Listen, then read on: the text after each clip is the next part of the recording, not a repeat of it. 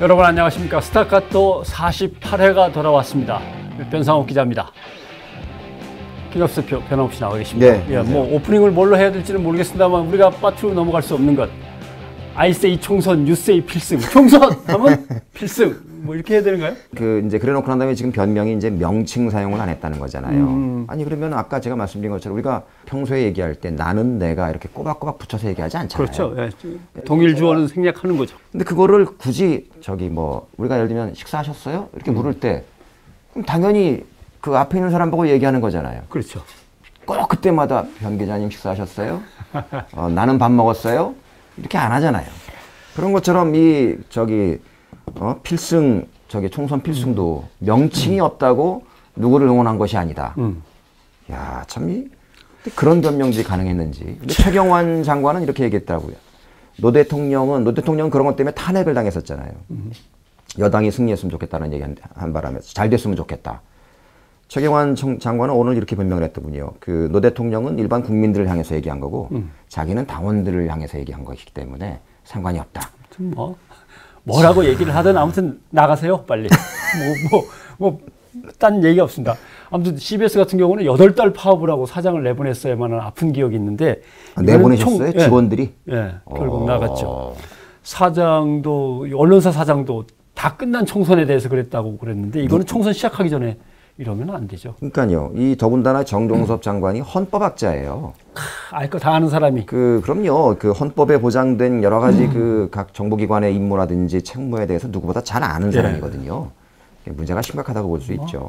시대는 아부의 시대니까. 예. 자, 스타카토 48회 총선 필승으로 인사말을 대신합니다. 스타카토 48회 이번 주의 핫 이슈는 역시 남북관계입니다. 4일간의 협상 끝에 남북은 어떻게든 공동의 보도문을 내놨습니다. 합의문이라고 봐야겠죠. 거기에 유감이든 사과든 뭐라고 적혀있던 간에 긴장 끝에 결국 대치 상황이 풀리고 이 기회가 뭔가 좀 좋은 기회가 됐으면 하는 바람도 있는데 상황부터 한번 정리를 해보고. 남북관계라는 게 어느 나라 남북관계입니까? 명칭이 있어야 될 거 아니에요? 저는 주로 예멘을 얘기합니다. 남예멘과 북예멘. 자, 오늘 코리아연구원의 김창수 원장 나오셨습니다. 어서 오십시오. 네, 안녕하세요. 솔직하게 물어보겠습니다. 원고에는 피를 말리는 4일간의 협상 끝에 이렇게 했는데 피를 좀 말리고 계셨어요? 저의 따느님. 따느님께서. 네, 저희 따느님께서 저희하고 잘 헤어지지 않고 이제 그동안 살아왔는데 한 번 딱 학교에서 연수라는 걸 갔다 온 2박 3일이 유일한 거였는데. 예. 이제 갑자기 따느님의 친구분들 중에 한 분의 어머님께서 남산 타워를 놀러 가자고 하시더래요. 애들 데리고. 그래가지고 이제 한 반나절 정도로 갔다가 이제 데리고 갔다 오는데 하필이면 그 시간이 최후 통첩하고 맞물린 시간이었어요. 오후 5시가. 보내면서도 계속 찝찝한 거예요. 혹시나 만약에 그 사이에 무슨 일이 벌어지면 말 그대로 진짜 우리가 영화로만 보던 이산 가족이 되는 빨리 연락해서 함께 움직여야 되는데. 근데 보통 우리가 그렇게 급반살태가 이러고 그러면은 통신망이 이렇게 전화가 안 되는 경우도 있는 거고. 그렇죠. 그런 생각이 진짜 스멀스멀. 우리 전문가이신 김창수 원장은 조금 피를 말리면서 보셨습니까? 예, 저는 조금 피가 말랐고요. 네. 그런데 정작 이제 남북한이 합의해서 공동 보도문을 내고 나서 그게 화요일 새벽이었죠. 오늘이 지금 금요일인데 그 피를 말리고 나서 합의한 다음부터 지금까지는 잠이 마르고 있습니다. 잠이 마르고 있습니다.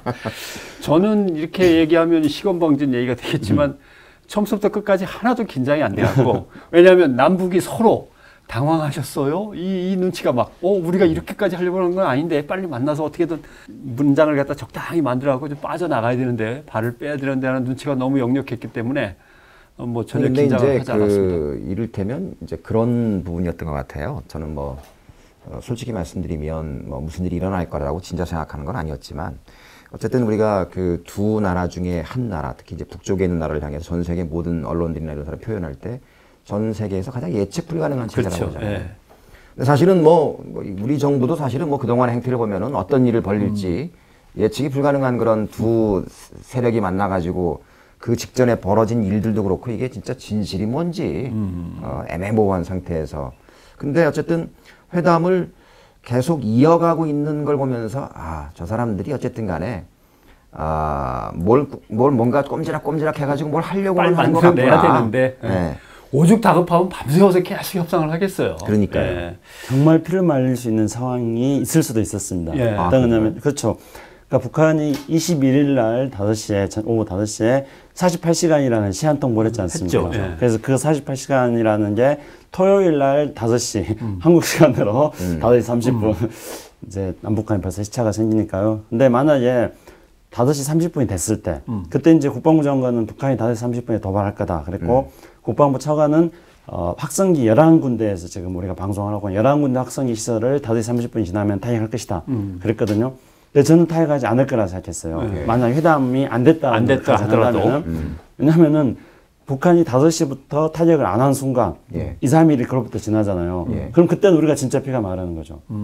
언제 타격할지 모른다. 그러니까 그렇게 되면은 북한은 자신들이 어떤 타격을 한다거나 어떤 도발을 한다거나 했을 때 그 수단과 장소와 시간을 주게 되는 거죠. 그런 상황이 되면은 우리가 진짜 피가 마르게 됐을 텐데 그렇죠. 다행히 일단 협상을 했습니다. 공격하고자 하는 사람은 방법, 시간, 장소를 자기가 선택할 수 있으니까. 그렇죠. 예. 아니 근데 저는 그 대목에서 그만 말씀하신 대목도 그렇고 국방부가 대처하는 과정에서 이제 좀 이제 그랬던 게 두 가지 부분인데 하나는 그 타격을 할 것이다라고 이제 국방부에서 얘기를 했잖아요. 네. 그럼 지구상에 어느 국방부가 우리가 타격을 당할 것이다라는 얘기를 남 얘기하듯이 하냐고요. 진짜 말도 안 되는 얘기잖아요. 두 번째는 그러면서도 이를테면 아무 동요하지 말고 일상생활을 하라는 거예요. 타격을 한다는데 예? 이런 말도 안 되는 얘기가 어디 있어요? 국방부가 말도 안 되는 그것뿐만 아니고요. 잠수함이 50대가 사라졌다는 거예요. 근데 이거를 국방부가 실시간으로 지금 계속 말을 해주고 있거든요. 그리고 사라진 잠수함을 지금 계속 우리의 이제 대잠 초계기를 통해 가지고 추적 중이다. 우리 군사작전을 또 실시간으로 생중계로 지금 방송해주고 있어요. 그러니까. 이건 뭐냐면은 우리가 북한의 잠수함이 사라진 것을 모르고 있다는 우리의 정보 식별 능력을 북한한테 알려주는 거예요. 그렇죠. 그 다음에 우리의 작전을 어떻게 하고 있다는 것도 북한한테 알려주는 거고. 아니 근데 실제로 그 잠수함이 없어진 걸 알았다면 없어진 걸 만약에 지금 우리가 일촉즉발의 그런 상황이라면 제가 전문가는 아니지만 만약에 군 수뇌부에 있는 사람이라면 북이 가지고 있는 우리의 모든 경계 경보망과 합참을 통해서 미국이 가지고 있는 모든 그 장비들을 다 동원해서 병력의 이동이라든지 또는 주요 이제 군사 시설의 이동이라든지 이런 동향들은 계속 예의주시하고 있어야 되는 거 아니에요. 근데 잠수함이 사라졌어요. 사라진 걸 하면 어디 갔는지는 알아야 될 거 아니에요. 그러니까 이제 그게 중요한 게요. 그 치점이 한미연합사가 오치콘을 그러니까 북한에 대한 경계태세를 오치콘을 평상시에는 3로 하는데 오치콘 2로 상향 조정했을 때입니다. 그러면 이제 한미연합사의 모든 북한에 대한 정보 감시 자산이 총동원돼 가지고 북한을 예의주시하고 있는 때거든요. 근데 잠수함이 사라졌다는 걸 우리가 모른다는 거예요. 근데 그 정보를 누가 줬냐면 미국이 준 거예요. 미국이 한테 줬는데 미국은 그것만 줬겠죠.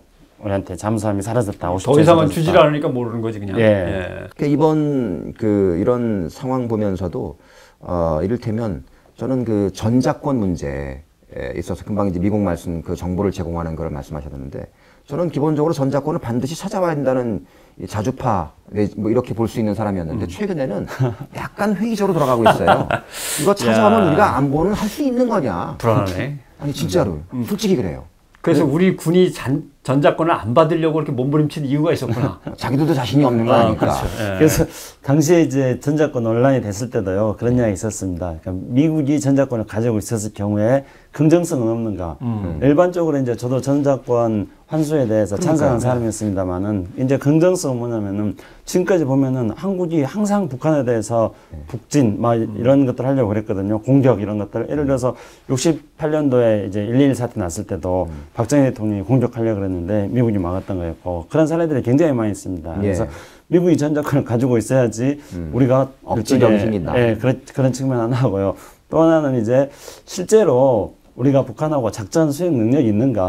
그냥 차라리 미국한테 놔두는 게 작전 수행이 되지 않는가? 이런 식의 어떤 검토를 해본 적이 있습니다만은 최근에 들어가가지고 사람들이 다소 조금 냉소적으로 그래 안 가져오길 잘했다 이런 분들이 늘어나는 것 같습니다. 아니, 우리 군을 사실 우리가 이제 믿어야 되는데 정말 우리가 사실은 맨 처음이자 마지막에 안전장치잖아요. 우리의 안보를 믿어야 되는데 워낙에 자꾸 말도 안 되는 사건들이 터지고 그런 속에서 대처하는 뭐 예를 들면 지뢰가 뭐 이렇게 했다는데 그게 몰래 왔다 갔다 하는데 왔다 가는 거는 뭐 흔적도 없고 늘 왔다 간 건 못 찾지만 폭발하는 순간만큼은 잡았다는 거죠. 그러니까요. 뭐 그런 것들 뭐 대포 소리가 들렸다는데 어디 떨어졌는지는 찾지 못하겠고. 참 이거. 그래서 네티즌들이 아주 풍자적으로 이런 말을 합니다. 북한은 못하는 게 없고 이명박 대통령은 안 해본 게 없고 박근혜 대통령은 할 줄 아는 게 없고 우리나라 국방부는 막을 수 있는 게 없고. 야, 큰일 났다. 어떻게 이거 남 얘기하도 우리가 잠시만 지금 이 어떻게 하다 보니까 막 결론까지 좀 달려갔는데 이제 좀 정리를 좀 해봐야겠습니다. 아무튼 제일 걱정했던 거는 그 나름대로 우리는 그렇게 보지만 현재 대포권 상태에 있는 군인들은 긴장이 보통이 아닐 거 아니에요. 이제는 지금 뭐 그 해제 상태에 들어갔지 않을까요? 그렇겠죠. 그래서 그 긴장 상태 속에서 혹시 우발적으로라도 뭔가 총기 사고라든가 총기 난사 사건 같은 게 있어서 한 사람이 죽거나 하는 일이 발생하면 이제 발을 빼려고 했다가도 이게 더 어려워지는 그런 상황이 오지 않을까 했던 건데 다행히 그런 건 없었고 잘 끝났습니다. 자, 합의가 이루어졌습니다. 이 4개항인지 3개항인지 합의 총평을 해주신다면 저 정도 합의하면 일단 됐나요? 예, 우선은 저는 무엇보다도 강조를 하는 게 이번에 합의는 남북한이 군사적 위기, 군사적 충돌을 대화 협상을 통해서 일시적으로나마 극복을 했다. 그 점에서 첫 번째 의미가 있고요. 이것과 연결되는 것으로서 아까 이제 우리 지금 한국 사회 내부에 이번 사태를 겪으면서 굉장히 호전적인 여론에 대해서 말씀해 주셨는데요. 뭐 당장 7일 안에 전쟁에서 이길 수 있다. 뭐 텔레비전에 종편에 나와가지고 그렇게 주장하는 사람들이 뭐 질비했습니다. 그리고 뭐 예비군복 다시 꺼내입는다. 예비군복 꺼내입는다는 한국 사람들께 많지는 않았어요. 근데 북한에서는 100만 명이 뭐 입대를 하겠다 이렇게 하고요. 북한의 그 작업하는 노동자들도 전부 군복 입고 나와가지고 일하고 있고요. 그러니까 남북한 양쪽에 그런 호전적인 분위기가 정면으로 충돌하고 있는 상황이었는데 이런 상황에서 우리가 대화 협상을 통해 가지고 이걸 극복했다. 이 점에서 이제 큰 의미가 있다고 생각합니다. 그런데 두 번째로는 이런 의미가 있음에도 불구하고 불안한 구조는 계속되고 있다는 겁니다. 구조상으로는. 그렇죠. 왜냐하면 오히려 더 불안해졌어요. 이제 북한은 남한하고 대화를 하기 위해서는 일단은 주먹을 먼저 한 방 빵 내밀면은 그러면 이제 대화가 될 수 있다. 이렇게 생각을 한 거예요. 그동안 도발은 다 북한이 한 거는 확실한 거죠? 일단은 정황상 저는 정황상 북한이 했을 확률이 굉장히 높다고 생각하고요. 첫째, 목함지뢰가 어딘가에 우리가 보관해 놨던 게 흘러내려와서 그 자리에 놓여 있을 가능성은 음모론들이 막 횡행하니까 그럴 가능성은 없죠. 좀? 우리가 이제 이게 지금 비무장지대 내에서 일어난 거기 때문에 완벽한 증거를 얻기는 어렵다는 것을 전제로 해야 됩니다. 그러면 이제 목함지뢰를 놓고 보면은요. 일단은 우리 군은 목함지뢰를 가지고 있지 않습니다. 그러니까 목함지뢰라는 게 우리가 식당에서 가보면은 수저 담는 통 같은 거 있잖아요. 그렇죠. 딱 그만한 크기입니다. 나무로 되어 있는 거고요. 우리는 M14하고 M16인데 이거는 이제 플라스틱하고 통조림 같은 그런 거로 되어 있는 겁니다. 그런데 이번에 목함지뢰가 터졌는데 그 잔해 중에서 목함지뢰의 잔해가 발견된 거죠. 나무들이 발견됐잖아요. 그렇기 때문에 일단은 북한 거다는 거죠. 그다음에 두 번째는 그게 의도하고 몰래 들어와 설치했든 자기들이 가지고 있는 게 유실돼서 흘러왔든 일단은 이제 그 두 번째로 말씀드리고 싶은 게 유실될 확률이 없다는 거죠. 제가 이제 과거에 대인지뢰 운동을 해가지고 실제로 유실된 지역도 찾아다녀보고 했습니다. 근데 유실이 되려면은 일단은 비에 휩쓸려 가기 때문에 주변에 흙과 나뭇가지들이 같이 대인지뢰 속에 있습니다. 그래서 이게 대인지뢰가 덮여져 있어가지고 흙과 나뭇가지 잘 드러나지 않는 경우도 많이 있습니다. 그래서 우리 민간인들이 그걸 밟아가지고 사고 난 경우가 많이 있어요. 근데 이번에는 땅 속에 있었고요. 그 다음에 더 중요한 거는 북한의 그 목함지뢰가 우리 이제 추진 철책의 통문이 고지대에 있습니다. 그러면은 휩쓸려 내려왔다면은 이게 지금 고지대를 거꾸로 거슬러 올라와야 되는 거거든요. 그리고 그 현장에 대해서는 기자들에게 다 공개를 했습니다. 기자들이 가서 다 취재를 했기 때문에요. 그런 정황을 놓고 본다면은 북한이 했을 확률이 매우 높다고 생각합니다. 단 이제 뭐 북한이 북한에서 유실된 그런 목함지뢰를 우리 군이 가지고 있다가 우리 군이 거기다 매설해 주지 않느냐 이렇게 이야기하는데 그럴 확률이 지극히 낮은 음모론이라고 생각합니다. 왜냐하면 그거는 우리가 이미 그 보관하고 있는 어떤 북한에서 유실된 그 목함지뢰의 목록이 있는 거고 그 다음에 거기 가가지고 밤에 몰래 이렇게 할 수 있는 가능성이 또 짙게 낮습니다. 그래서 이런 상황을 종합해서 본다면은 북한이 있을 가능성이 높은데요. 문제는 대인지대라는 거는 상대방의 대규모의 진격의 속도를 늦추기 위해서 대인지대가 필요한 겁니다. 그러니까 그 추진 철칙위에 올려놔가지고 한두 명을 상해를 입히기 위해서 대인지대를 쓰는 건 아니죠. 그렇게 한다면은 북한이 했다고 한다면은 이거는 북한의 무슨 뭐 정찰 총국이라든가 총참모부라든가 또는 그 일대를 관리하는 북한의 사군단이라든가 이런 데서 상부의 지휘에서 계획적으로 했을 확률은 낮은 거죠. 북한의 뭐 당국이라든가 군 최고 지도부의 의도된 측면에 보다는 북한의 어떤 하급 군인들이 했을 도발이다. 그런 확률이 있다. 그렇게 생각합니다. 그럼 다시 돌아와서 이제 자, 그럼 이번 사태로 이제 우리가 교훈을 얻은 것이 첫째는 북한이 어쨌든 도발하면 대화가 이루어진다는 것과 또 뭐가 있던 이제 우리는 이제 반대로요. 북한을 조이면은 확성기 방송 틀고 계속 북한을 조이고 그러니까 확성기라는 것들이 이제 핵무기보다 더 위험한. 맞아, 우리에게는 확성기가 있었지. 뭐 이런 거네. 그런 확성기뿐만 아니라 우리가 이제 북한의 상당히 그 계획되고 치밀한 강원 양면 전략을 구사한 거거든요. 근데 거기에 우리는 어찌 본다면은 이에는 이 눈에는 눈식으로 어떤 막무가내로 북한에 대해서 대응했던 측면이 있거든요. 북한처럼 우리도 치밀하고 정밀하게 대응하지 않고 그러면은 이제는 북한에 대해서 우리가 막무가내로 그냥 해도 된다. 뭐 또는 뭐 확성기를 하면 된다. 이런 이제 또 부정적인 요소. 그래서 북한의 그 부정적인 요소와 우리의 부정적인 요소가 결합되면서 한반도 상황은 더 불안해졌다는 거죠. 우리가 얻은 거는 역시 저놈들은 사실 전쟁에도 자신은 없어라고 하는 나름대로 자신감을 어느 정도 가진 것 같기도 하네요. 그 자신감이 오히려 전쟁에 대한 그 무감각이라든지 뭐 이런 것들로 이제 왜곡되면 굉장히 심각한 문제죠. 근데 문제는 저는 확성기도 한번 여쭤보고 싶은 게 제가 아까 이제 왜 도발의 그 주체에 대해서 여쭤본 거냐면은 워낙에 그 군과 관련된 정보라든지 또는 뭐 실제 국가정보원에서 다루는 이런 것들이 클리어하게 해명되거나 설명되는 것이 없기 때문에 지금 같은 이제 이 뭐랄까요 하이퍼 커넥티비티 사회 정말 우리가 이 온라인에서 얼마나 연결이 막 과하게 돼 있잖아요. 음모론들이 너무 많이 떠돌아다니는 거예요. 이런 사회는 불행한 사회라고 저는 보는 거거든요. 아무튼 처음에 사람들이 어떻게 될까요? 묻길래 한쪽은 했다 그러고 한쪽은 안 했다 그러는데 이게 어떻게 합의점이 나오겠냐. 보나마나 팩트 자체는 아무런 얘기도 안 하고 뭐 이런 일이 있었는데 참 아무튼 유감스럽다라는 표현을 제가 정확히는 뭐 맞추지는 못했지만 아무튼 이런 일이 있었어. 그거 참 딱한 일이네 정도로 하고 다음 걸로 넘어가지 않겠냐라고 생각했는데 결국 그 정도의 말이 나왔는데 이 부분은 한번 유감이면은 그래도 잘 끌어낸 겁니까? 북측은 유감스럽게 생각한다 이렇게 된 거죠. 북측은 유감스럽게 생각한다. 남북한과 일본이든 유감이란 단어는 참 정치적으로 근데 이 그래도 스펙트럼이 워낙에 넓어서 이런 유감스러운 상황이 벌어졌군이 아니라 북측이라는 말을 넣은 것만 해도 나는 어쭈 꽤나 했는데라는 그러니까 생각이 들던데. 박근혜 대통령이 이야기했던 거는 또 우리 정부가 이야기했던 거는 주어가 표시된 주체가 명기된 사과 표현 하나하고 재발 방지 두 개였잖아요. 근데 이제 이번에 그 보도문 합의를 담은 보도문에는 북측이라는 주어가 명시되어 있죠. 그래서 우리 지금 현재 이 집권 세력들은 이 주어에 대해서 굉장히 민감하잖아요. 앞에서 말씀드렸듯이 주어를 빠뜨리면은 빠져나갈 그런 틈이 굉장히 많이 있다는 걸 너무 잘 알잖아요. 그리고 유체이탈 합법을 쓰면은 빠져나갈 게 너무 많이 있다는 걸 자신들이 해봤기 때문에. 그래서 북한에게 주어를 확실히 명시하자. 그렇게 해서 이번에 북측이라는 주어를 표시한 것. 근데 사실 그 문장을 아무리 주어가 북측이라는 게 들어가 있다든 치더라도 남한에서 벌어진 일에 대해서 유감을 표한다는 거잖아요. 당한 피해에 대해서.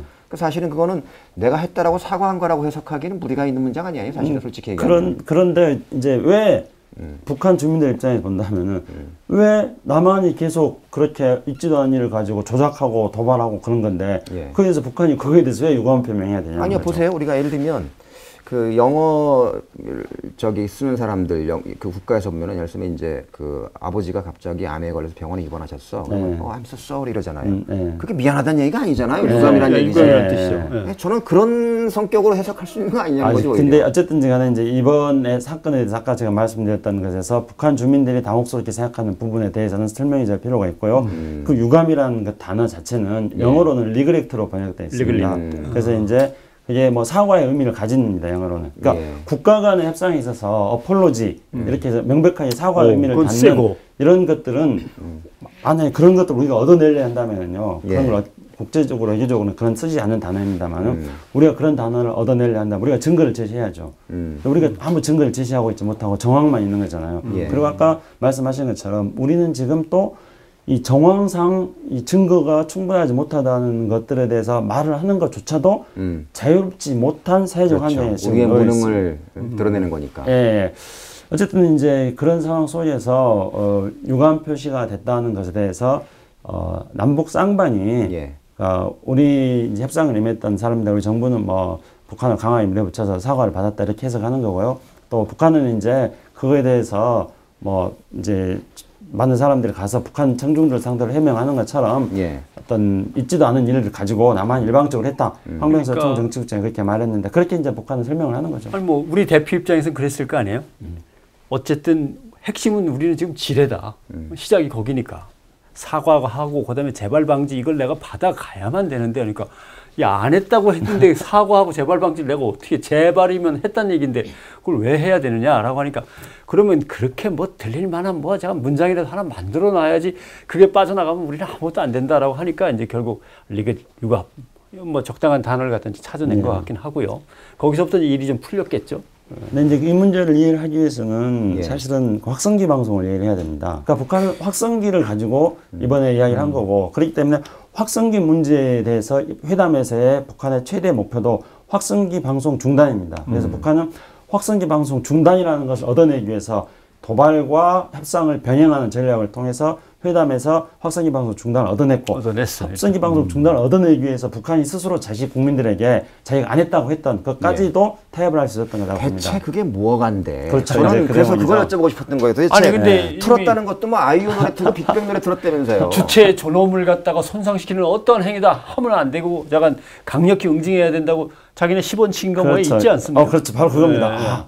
제가 지금까지 이렇게 이 문제에 대해서요, 우리나라 사람들이 너무 잘 모르는 거예요. 방금 이제 우리 변 선생님이 10원칙 말씀하시는데 바로 핵심이 그겁니다. 그러니까 이제 유일사상 뭐 체계 확립을 위한 10대 원칙이라는 게 있습니다. 예. 이거는 이제 북한의 헌법보다 더 위에 있는 겁니다. 헌법보다 위에. 예, 그래서 북한 사람들의 생활과 그게 무슨 나라야?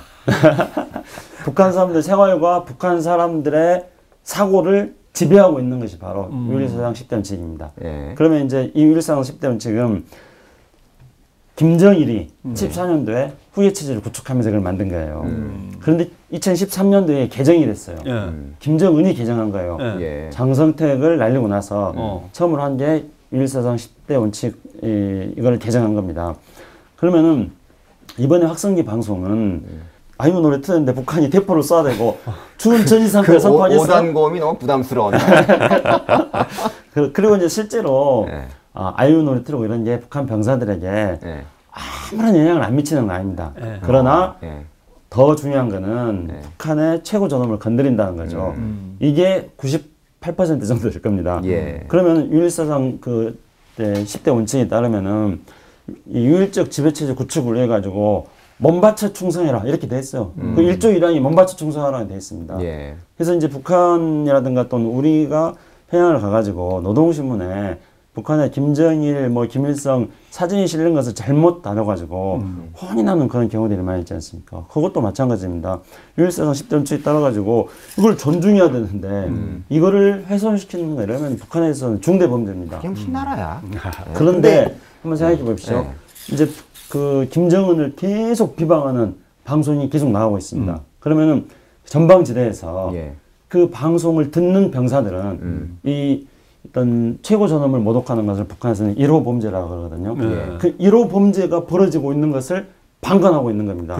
북한의 병사들은. 예. 그리고 그걸 보고를 할 거 아니에요. 예. 군대까지 총참모장까지 다 보고 있겠죠. 근데 아무런 조치가 없어. 참모장은 그렇죠. 뭔가 해야 되네. 그렇죠. 그러면 이거는 그 사람들은 1호 범죄를 지금 저지르고 있는 것을 방관한 1호 범죄와 그 동일한 제가 유일사상 10대 원칙 그거를 지금 전문을 못 읽어봐가지고 풀텍스트를 안 읽어서 모르겠는데 방관해도 아마 해당될 겁니다. 처벌 해당될 겁니다. 그러면 제 생각에는 거기 가서 뭐 아이유고 뭐고 간에 뭐 최고 존엄이고 간에 그냥 TV조선하고 채널A만 틀어놔도 난리나는데 거기는 24시간 최고 존엄을 욕하는 방송이잖아요. 그런데 이제 좀 농담이 그거 왜 타격 안 하지? 아니 그 자세히 안 보면은요, 그게 조선중앙TV인지 TV조선인지 구분을 못한다는 사람도 있습니다. 야, 되게 재밌다 이거. 아, 어쨌든 두 사이에 조선이라는 공통적 단어는 있으니까. 아, 그리고 일단 소재도 북한 소재고요. 그리고 막 목소리 막 소리 높여가지고 하는 것도 비슷하고요. 천천히 안 들으면 그러니까 구별 못한다는 거죠. 그러면 이렇게 이제 지금 뭔가 저쪽에서 우리 최고 존엄을 잠깐 무시하거나 예. 또는 비난하거나 폄하하는 방송이 나오고 있으면 여기서 뭔가 액션 안 취하면 우리도 아무튼 처벌받을 대상이 돼버리는데 그렇죠. 뭔가를 지금 그 TV조선이나 이런 방송을 가리켜서 헷갈리네. 우리 저쪽을 아니, 폄하한다는 다운표로 잠깐만 저쪽을 폄하한다는 표현을 쓰셨어요. 아, 네. 이거 우리 체제에 대한 존엄에 대한 모독으로 나중에 국가보안법 사고들은 몰릴 수도 있습니다. 알겠어. 어쨌거나 북한이 근데 정확히 확인된 건 아니지만 고사총을 한 번 쏘고 예. 직사포를 세 발 쐈고 예. 네 발이 날아왔는데 예. 그러면 우리는 일단 쐈다라고 하는 건지 실제로 그 쏴서 떨어진 위치나 위협 정도가 우리 아군을 직접 쏜 건 아니었습니까? 그렇죠. 협상을 염두에 둔 건가요? 물론이죠. 그러니까 북한이 그걸 쏘지 않았다고 부인하는 거는요. 예. 부인할 수밖에 없죠. 협상을 하려면 협상에서 확성기 방송 중단이라는 목표를 얻어내려면은 자기들이 안 했다 해야죠. 했다고 하면은 그거에 대해서 사과를 하는 또 거고 해야 되고. 확성기 방송하고는 거래가 안 되는 거잖아요. 그러니까 그것도 확실하게 우리가 못 찾아서 그렇지만 쏜 거는 맞다라고 이제 예, 보시는 이제 거죠. 그거는 그런 8월 15일 날 북한이 빈말은 없다. 이렇게 말한 거고요. 그다음에 이제 8월 20일 날 3시 43분인가요? 먼저 고사총을 쐈는데 예, 그건 이제 20mm가 넘어가야지 이게 대포입니다. 그래서 고사포는 아닌데 그 고사총을 4개를 묶어놨다고 또 뭐 대포라고 하는 모양인데요. 어쨌든 기관총이에요. 연발로 나가는 겁니다. 예. 두두두둑 쏘는 기관총. 기관총이라는 거. 머신건이거든요. 예, 뭐 지속적으로 계속 나간다는 제가 거예요. 주특기가 104니까 뭐. 그렇습니까? 근데 그게 한 발이 뿅 나와가지고 야산에 떨어졌어요. 한 발만. 한 발이 기관총인데 한 발만 뿅 떨어졌어요. 그러면 이제 단발로 제껴놓고서 한 발만 톡 쐈다 쐈죠. 이거네요. 그러니까 의도가 있는 거죠, 이것도. 그 다음에 이제. 극악무도하지만 귀여운 놈들이 한 발만 쐈는데. 그 다음에 또, 우리 긴장을 시킨 거예요, 우리를. 그 다음에 이제 몇 분 후에 또 3시 몇 분이더라. 그때 세 발을, 이번에는 이제 76mm 평사포, 직사포 세 발을 비무장지대 내의 남측 지역에 떨어뜨린 거예요. 그러니까 그러면 고사총은 우리 지역으로 네, 넘어왔는데 남방에서 남쪽 우리 지역. 야산에 떨어졌긴 했고 한 발이 총알 한 발이 직사포는 세 발을 우리 지역으로 넘어온 게 아니라 비무장지대 안에. 근데 이제 비무장지대 남측 구역에 그 중에서 남쪽으로만. 아, 그래서 그게 지금 제가 고사포가 아니라 고사총이라는 설명을 들으니까 이게 어디 떨어졌는지를 잘 못 찾는 그렇죠. 게 이제 설명이 되네요. 그게 1.45cm예요. 그걸 어떻게 찾아? 손가락 마디만한 건데. 그게 야산에 떨어졌는데 그걸 지금 너무 찾고 있는 거예요. 그러니까 그렇게 설명을 해주면 이게 클리어한 건데 국방부도 처음에 얼마나 쉬워요. 자꾸 이게 위협과 겁을 갖다 사람들한테 이렇게 조금 심어주려고 하다 그리고 보니까. 대포 76.2mm 대포는 비무장지대 내에 떨어진 거예요. 그래서 이게 직사포기 때문에 우리 아스케이 레이더로 못 잡았어요. 그런데 우리 이제 장병들이 그걸 식별했다는 거 아닙니까? 근데 어디에 떨어진 줄 아는데 근데 거기에는 지뢰지대인 거예요. 지뢰질 들어가지를 못하고. 거기 들어가서 수색해서 잔해를 찾아내려면 상당히 많은 시간이 필요합니다. 그러니까 여기서 알 수 있는 거는 북한이 일단은 야산에 쐈다. 그 다음에 비무장지대 남측구에 쐈다는 거는 우리의 시설과 우리의 인명을 위협하고 타직하는 것을 목표로 하지 않았다는 거죠. 그러니까 이건 다시 말씀드리면은 도발을 하되 위기를 조정하려고 했던 거죠. 그러면 그게 북한이 했다는 증거가 뭐가 있냐 이렇게 물어볼 수 있잖아요. 약간 귀여운 놈이라고 하셨는데 그러고 나서 4시 50분에 북한의 김영관 대남당 비서가 청와대에 이제 판문점 회선을 통해 가지고 김관희 실장한테 지금 발생한 문제들을 해결하기 위해서 긴급하게 회담을 하자. 문자 편지를 보낸 거예요. 그러니까 우리가 쏜 거 봤지. 우리는 말을 안 하고 빈말을 안 하는 사람들이야. 아무튼 그걸 만나서 얘기하자고 이렇게 되군요. 그렇죠, 거죠. 그러니까 이 발칙한 작자들. 이 타이밍에 이제 그렇게 해서 판문점을 통해 가지고 청와대 국가안보 실장한테 대남당 비서 대화하는 대남당 비서가 대화해서 사태 수습하자 하고요. 조금 있다가 바로 또 서해에 이제 서해 군 통신선이 있습니다. 이번에는 서해 군 통신선을 통해 가지고 북한의 군이 우리 이제 합참으로 보낸 겁니다. 니들 말이야 이거 안 하면 이 확성기 중지 안 하면은 몇 시간 48시간 후에 너희들 작살내버리겠어. 이렇게 화전양면을 구사한 거죠. 근데 중요한 거는 이게 바로 우리가 대응 사격을 하기 전이었다는 거예요. 대응 사격하기 전에 북한은 이렇게 협박과 대화를 같이 제안했던 겁니다. 협박과 대화를 이 시점에서 우리가 대응서 하기 전에 제시했던 것은 그 앞에 있었던 몇십 분 전에 있었던 사건을 북한이 간접적으로 시인하는 거죠. 그 다음에 우리 측에서 29발이 이제 나중에 그렇죠. 날아갔군요. 북한이 어떤 그렇게 두 번에 걸친 이제 전통문 통지문을 보내고 나서 우리는 이제 29발을 보냈는데 쐈어요.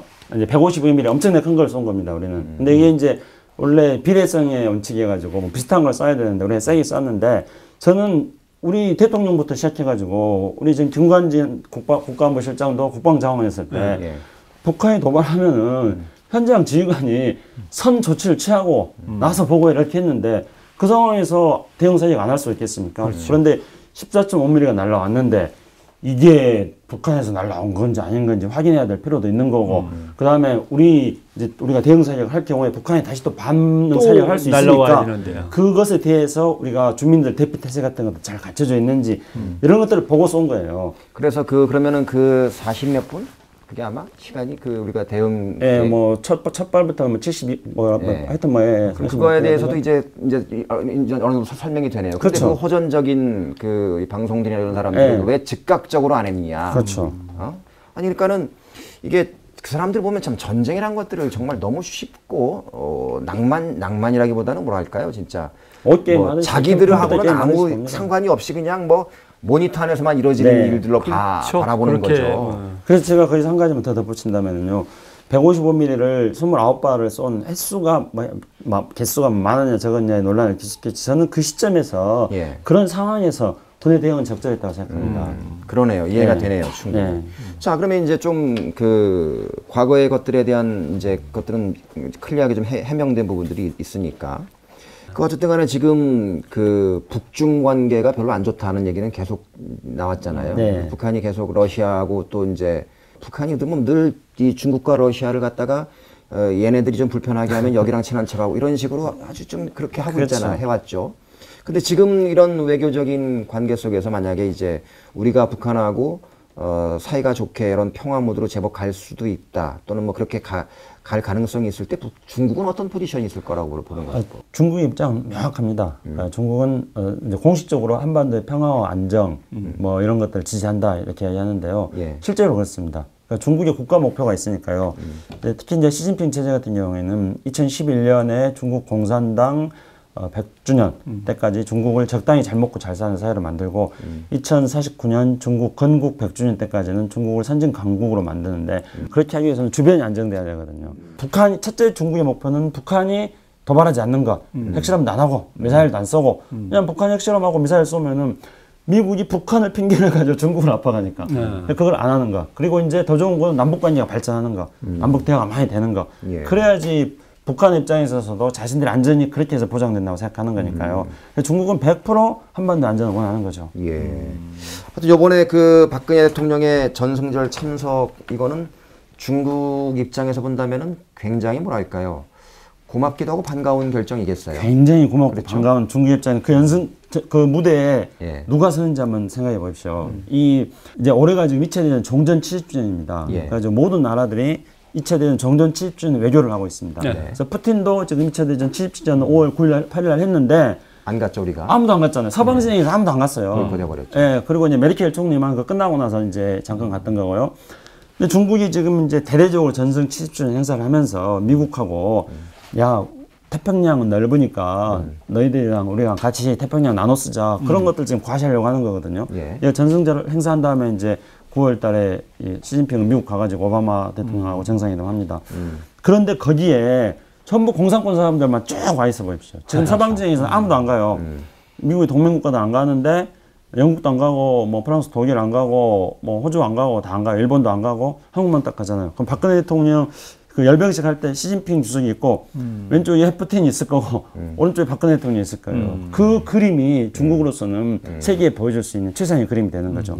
중국은 박근혜 대통령을 너무나 감사하게 생각을 하고 반대로 미국은 신경이 많이 쓰이죠. 이제 뭐 말도 안 되는 상상이지만 사실 그럴 때 기존의 이 북중 관계가 그렇게 나쁘지 않았다면 김정은 국방위원장이 거기에 탁 있어가지고 거기서 우리 정상회담도 하고 그러면 얼마나 좋았을까. 그럼 미국이 그냥 아주 역사의 가정은 없지만 지들끼리 뭐 하는 거야 뭐. 응? 자, 뭐 아무튼 이쯤에서 우리가 이번 사건과 사태와 협상의 타결을 보면서 마지막으로 이건 잊지 말고 이건 이렇게 살려나가야겠다라고 정리하실 게 있다면 김 대표께서 먼저. 글쎄요. 저는 어쨌든 전쟁이라는 것들이, 무력 충돌이라는 것들이 가장 그 적극적인 의미의 사실은 정치적인 충돌인데, 평상시 우리가 정치적인 행위에 있어서 의사결정이 날 때, 여야가 부딪힐 때, 뭐 할 때, 그때도 항상 어떤 원칙 속에서 이런 것들이 판단돼야 되는 것이고, 그런 속에서 우리는 정치권을 향해서 어떤 주문을 해야 된다. 이런 것들이 다 연관되어 있는 것들인데요. 그런 부분들이 좀 사회적인 성숙한 토론의 문화들이 정착했으면 좋겠다라는 바람이 있고, 그게 아니라 이제 이런 것들이 있을 때 마치 남 얘기하듯이 아까 말씀드린 것처럼 마치 그 CNN이 전쟁 중계하던 거 바라보고 있으면서 이야 쐈어 야 이러는 것들이야말로 정말 우리한테 가장 경계해야 될 자세와 태도가 아니냐. 알겠습니다. 네, 저도 좀 말씀을 드려보면요. 저는 이제 금방 김 대표님 말씀하셨던 전쟁에도 법칙이 있는 거고, 또 우리 한반도 현실은 평화가 너무나 절실한 현실이라는 거에 대해서 정말 전적으로 동의하고, 이번에 그걸 다시 한번 절실하게 느꼈습니다. 그래서 제가 이제 아주 짤막하게 4가지 정도 다 기억할지 모르겠습니다. 네. 간단하게 말씀드리면은, 우선 첫째로 이번에 합의의 긍정적인 정신을 최대한 살려야 된다. 예. 그래서 남북 당국 간의 군사적 회담을 비롯하여 당국 간 회담들에 대해서 빨리 하고, 그리고 민간대화 하기로 했으니까 민간대화에 대해서 너무 많이 욕심내지 말고 다양한 세력들이 작은 거라도 많이 해가지고 올 하반기에는 좀 남북 민간 교류가 출렁출렁 거릴 수 있도록 그렇게 해야 된다. 이거 예. 첫 번째로 말씀드리고 싶고요. 두 번째로는 이제 우리가 이 분단 문제 또는 한반도 평화 문제가 우리 사회의 민주주의 문제, 우리 사회의 표현의 자유의 문제, 우리 사회의 알 권리의 문제, 우리 사회의 정의의 실현 문제, 우리 사회의 인권의 문제, 이런 모든 문제와 다 연관되어 있다는 거. 그렇죠. 이런 게 이제 일종의 백낙천 교수님이 늘 말씀하신 분단 체제로이니까 박근혜 대통령이 어떻게 본다면은 그 분단을 잘 활용해가지고 북한을 때리든 협상을 하든 다 자신들의 유리하게 활용해 나가는데, 우리도 이 분단 체제론의 입장에서 한국의 민주주의를 발전시키고 우리 사회를 한 걸음 더 성숙시키기 위해서는 이 분단의 문제를 극복하는 데 필요하다는 것들에 대해서 이번에 다시 한번 중요하게 생각한다고 보고요. 세 번째로는 이제 조금 아주 작은 문제이긴 한데요. 저는 이 방송을 들으신 청취자분들에게는 해당되는 사항은 아닐 수 있다고 생각합니다만은, 좀 이른바 야권이라든가 또는 진보 진영에 계시는 높은 분들 있지 않습니까? 예. 이런 분들이 이런 어떤 위기 상황이 발생했을 때 통일 문제나 또는 국방 문제라든가 또는 외교 문제라든가 이런 문제에 대해서는 제발 좀 말 좀 신중하게 했으면 좋겠어요. 그 뭐 말 한마디 그냥 톡톡 내뱉어가지고 예. 그것 때문에 마치 진보 진영은 안보나 통일 문제에 대해서 굉장히 소홀히하고 가볍게 여기는 집단으로 매도당하고 있는 이런 것들은 절대 해서는 안 됩니다. 예. 정말 해서는 안 됩니다. 그 다음에 이제 네 번째로 마지막으로 말씀드리고 싶은 것은, 지금 우리는 동아시아의 격변 속에서 대한민국이 어디로 가느냐, 정말 고래 싸움에 새동 터지느냐, 아니면은 고래 사이에서 우리가 유유자적하는 돌고래가 되느냐, 이게 대한민국이 30년, 40년의 운명을 좌지우지하는 그런 지금 상황 속에 놓여 있습니다. 예. 그래서 우리가 안보 문제라든가 외교 문제, 통일 문제에도 관심 가져야 되는데, 저는 우리의 전략은 아까 이제 뭐 미국, 중국 사이에서 여러 가지 현상을 말씀드렸습니다만은, 우리의 전략은 저는 남북 관계를 개선해가지고 강대국들이 한반도 분쟁에 자신들이 각주정으로 만들지 않게 만들고 남북 관계를 개선하고 이걸 몸통으로 해가지고 중국과의 경제적 협력을 우리의 왼날개로 하고 미국과의 동맹관계를 성숙하게 발전시켜 나가는 것을 우리의 오른날개로 해가지고 북방 대륙과 태평양 바다를 자유롭게 날아다니는 그런 외교를 해야 된다고 생각합니다. 그런 능력을 갖춰야 된다고 생각합니다. 가슴이 두근두근거리네. 장자의 소요유에 나오는 대붕의 영상 이미지가 막 떠오르네. 두 분 말씀 아주 고맙습니다. 진짜 막 미래를 앞으로 막 가슴이 두근거리네요. 저는 이번 이거 보면서 너무 유치했던 게, 솔직히 말씀드려서 우리가 왜 삼국지 보면은 읽어보면은 맨날 그 걔네들 싸움하는 방식이 묘사되는 게, 그 왜 장수가 말 타고 앞에 가서 쫄병 시켜가지고, 장수도 안 가, 쫄병 하나 시켜서 야 그 앞에 가서 성 앞에 소리 지르고 와. 소리 지르면서 그 성 안에 있는 사람 욕하고 와. 그러면 막 지들끼리 막 이러다가 전쟁하자 이러잖아요. 그거하고는 뭐가 달라. 너무 쪽팔린 거예요.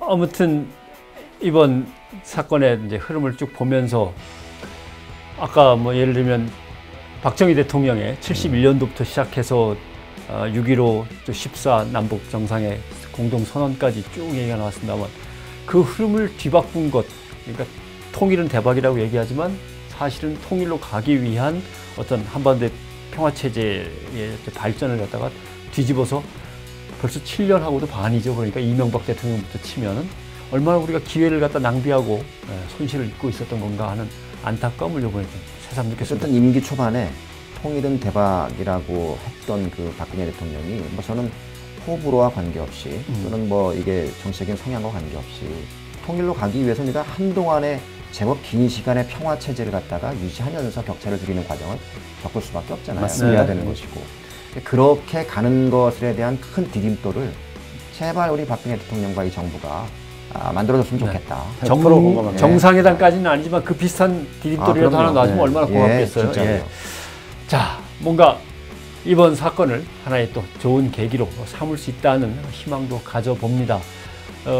또 이렇게 괜한 시시비비를 갖다 가릴 수 없는 애매한 것들을 가지고 계속 남북 간의 쓸데없는 대치 또는 안보를 상품화하는 언론들에 휘말리지 않으면서 뭔가 앞으로는 통일 대박을 향한 좋은 일들이 좀 벌어지기를 기대해 보겠습니다. 두 분 선생님 오늘 고맙습니다. 감사합니다. 네, 감사합니다.